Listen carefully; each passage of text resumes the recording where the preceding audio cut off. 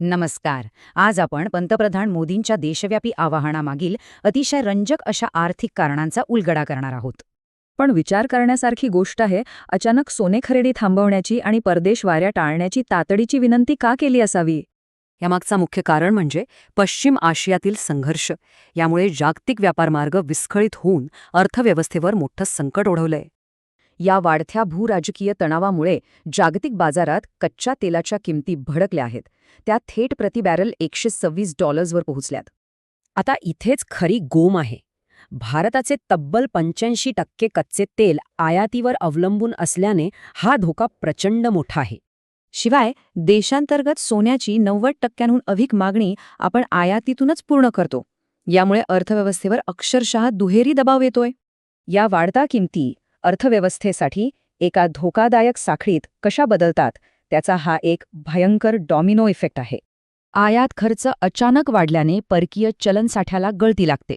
परिणामी आपला रुपया डॉलरच्या तुलनेत 95च्या खाली घसरतो.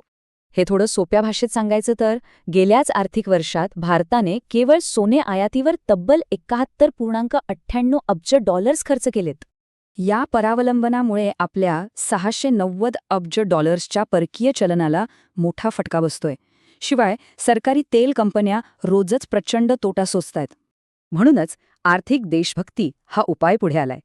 सक्तीच्या कपातीऐवजी नागरिकांनी स्वतःहून काटकसर करावी हा यामागचा मुख्य उद्देश आहे. आपल्या जीवनशैलीतील हे छोटे बदल मोठ्या राष्ट्रीय आर्थिक संरक्षणाशी कसे जोडलेत हे पाहणं खरंच खूप रंजक आहे.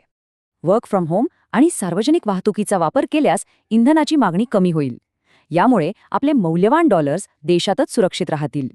सोने खरेदी काही काळ थांबवल्यास डॉलर्सचा मोठा ओघ बाहेर जाण्यापासून वाचेल.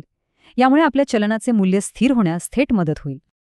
अगदी खाद्यतेलाच्या वापरात फक्त 10% कपात केली तरी राष्ट्रीय आयात खर्च कमी होऊन महागाईशी लढायला मोठं बळ मिळेल.